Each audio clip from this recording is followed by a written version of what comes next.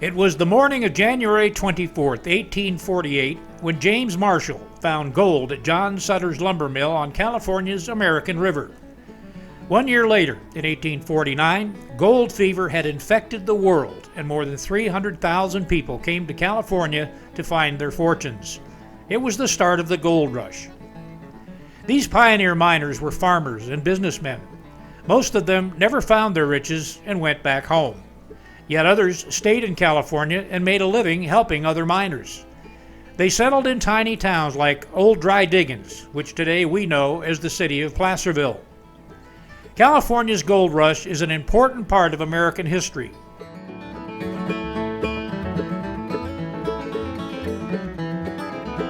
Some scoundrels found it easier to steal gold from the miners than work for it. One of the most famous gold rush outlaws was Black Bart. Black Bart was extremely polite, always saying please and thank you when he robbed Wells Fargo stagecoaches. He was called the Gentleman Bandit.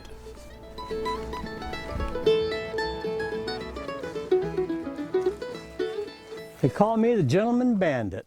Black Bart was another one of my names. I had several names, but the Gentleman Bandit was one that I really preferred. And I got that name quite by accident one time on one of the stagecoach robberies. There was a lady passenger on board the stage I was robbing. She became quite upset during the robbery, and she held her purse out the window of that stagecoach and she let it fall to the ground. Well, being a gentleman, I walked over and I picked up that lady's purse from the ground and I handed it right back to her through the window of that stagecoach, and I said, "No, thank you, ma'am. I only robbed Wells Fargo."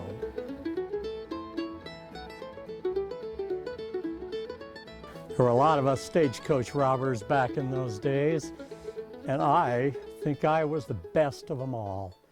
I robbed 29 Wells Fargo stagecoaches on their way to San Francisco between the years 1875 and 1883. 29 of them. Now, most of those other stagecoach robbers got caught after the first or second stagecoach robbery, but I managed to evade being caught until the year 1883.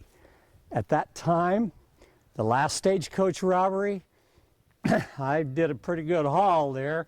Then went down to San Francisco and I was living the good life down there.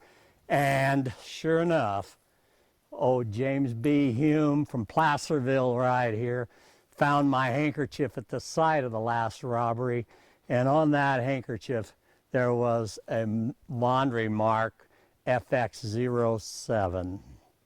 Well, Hume traced that handkerchief mark to a laundry down there in San Francisco, and that's how he found me.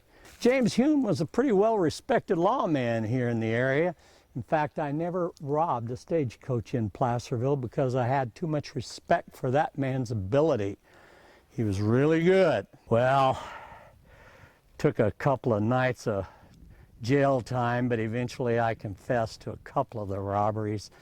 And tell you, I didn't like it, but I was put in prison. I was sentenced to 6 years in San Quentin prison. But after 4 years, I got out of there. They say on good behavior, but some people say that Wells Fargo bought me off. They didn't want me robbing their stagecoaches after I got out of prison, and so they decided to make me an offer, one that I couldn't refuse. $125 a month, every month for the rest of my life, not to rob their stagecoaches. Well, I accepted the offer, and I never robbed any more stagecoaches after that, they think.